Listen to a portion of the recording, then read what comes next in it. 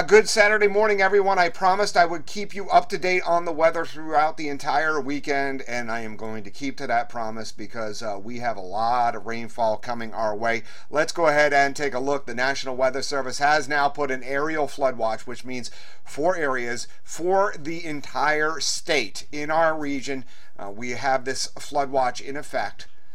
It is going to be from later on in the night tonight all the way through the day for tomorrow. So let's go ahead and break down the weather for you. I'm going to go ahead and start off by showing that yes, we did have some pockets of rainfall this morning. We still have some rainfall around the area right now, but as I'm recording this, you can see heavier rainfall across the state of Ohio, extending all the way back. And I told you this is going to be a bad situation for all of the Midwest states.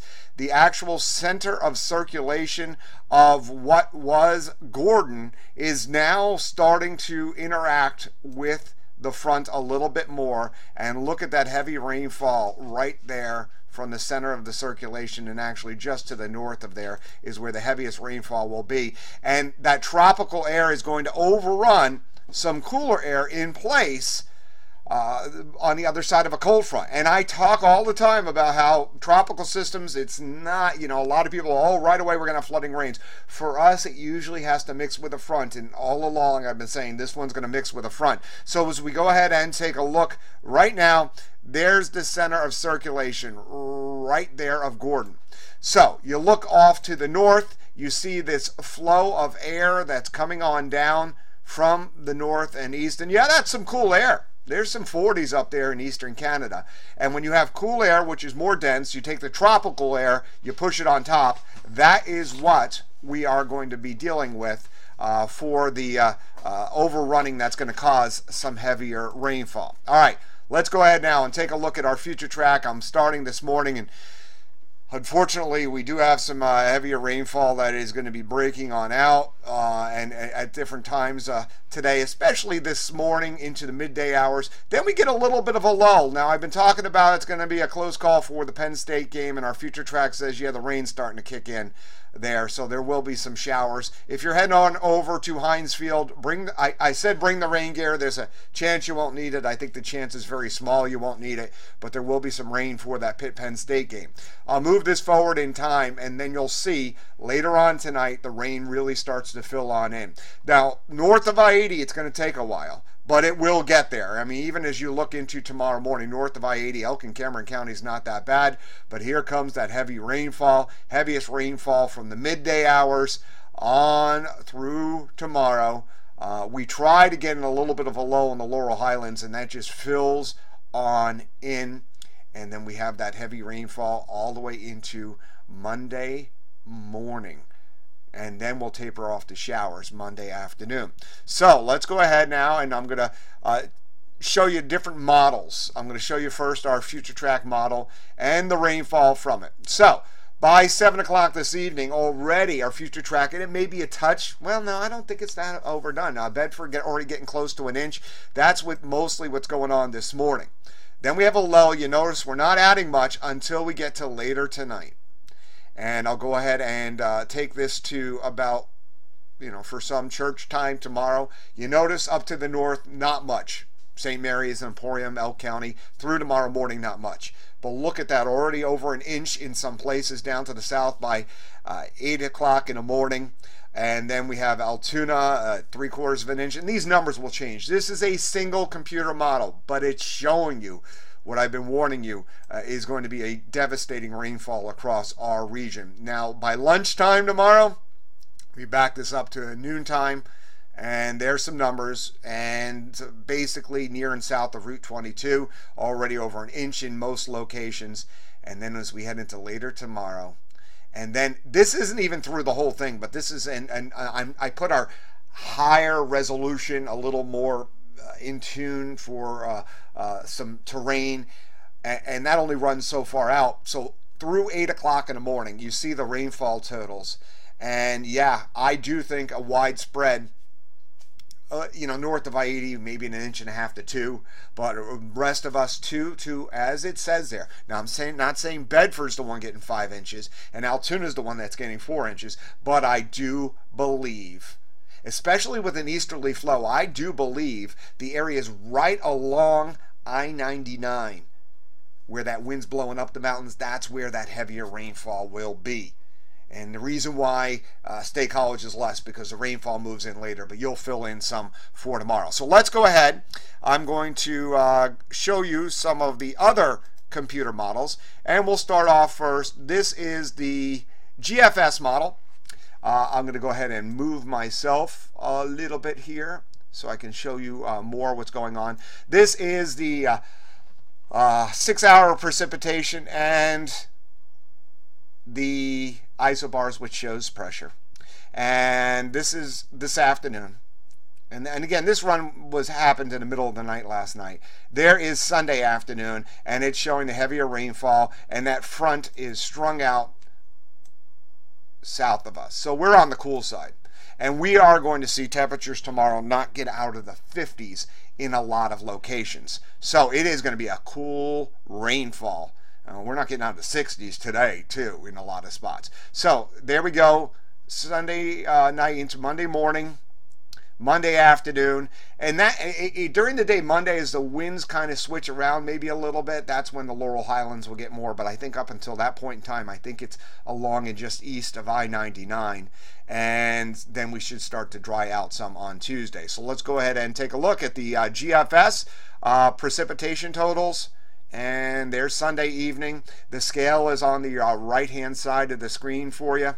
We're in the brown, so it is showing across parts of our region. Now, the GFS skewed a little bit more to the north than our future track. I kind of right now lean to our future track that it may be farther to the south, and I think there may be a hot spot, as I've been mentioning, near and east of I-99, but this GFS model not picking up on it. And it does show heaviest rainfall in western PA, and I think overall that is the case, but we're going to have that sliver in our area that I think is, and it may be even showing it the tiniest bit right through that area too, that extra area of rainfall that I was talking about along and east of I-99. And I'll take you out to Tuesday morning here with the GFS, and yeah, widespread heavy rainfall. I mean, let's go ahead and take a look at other models, and then let me go ahead and show you now on the GFS. Let me take you forward in time, and everyone's been talking about Florence. And there's Florence coming onto our screen. Well, no, I'm going to have to move my screen a little bit for you to see Florence. Let me try to do this without messing things up a bit. Hang on one second. So let me just get this up. There's Florence. And what the GFS does is it takes Florence to the coastline, which would be a horrible situation, stalls it out. And I talked about how this system may stall someplace. And if this is the case, we're in what I call the zone of niceness, where actually not much goes on. That's why I'm more worried about this first system. Everyone's worried about Florence. I'm worried more about the first system. And then it takes it, now for us personally, now if I lived along the East Coast, I'd be more worried, and then takes her back out. So that is the GFS model. So let's go over to the European. Whoops, let me move back. Let me reset some things here for you. Sorry about that. And let's go ahead, and this is the European model. Again, isobars, precipitation, and you can see front still stalled to our south. We have a little lull into this evening, and there we go. Heavier rainfall tomorrow morning, tomorrow afternoon, tomorrow evening, and again, shifting it to the north on Monday and into the Laurel Highlands as the winds switch around. Then we go to more of a showery situation. Total rainfall through that period of time. Here we go, European. And the European model is just, again, another model. And this is through Monday evening. And it has even a hotter spot where some places we're getting close to the 8 to 10 inches in the northwestern part of our viewing area. And again, this is a devastating situation. So what does European do with Florence down the road? We'll go ahead and move this. And moves it inland to the Carolinas, and then kind of washes it out. And let me move myself here a little bit so I can move this forward in time, and eventually tries to bring that rainfall, tries to bring it northward into our area. But we're talking about next Monday for that. So our immediate concern is the short term. I've been trying to stress that over and over again. I've been heeding people. If you've had flooding problems in the past, ever, or if you had problems even just this year, take precautions. Make sure that sump pump is working. Make sure things are off your basement floor. Make sure your gutters are clean. This is a serious situation. So let me go ahead and this is the oh, that's the European precipitation. Let me go to a couple of other different models, and I have to scoot things over a little bit differently for you. All right, so this is, and this does a pretty good job. This is the high resolution shorter term model. This is what we call the NAM WRF. It's a 3-kilometer model, which means it has a pretty good resolution. It has been doing well, and they keep on making fine tunes with it. And let me go ahead and throw the scale on there for you.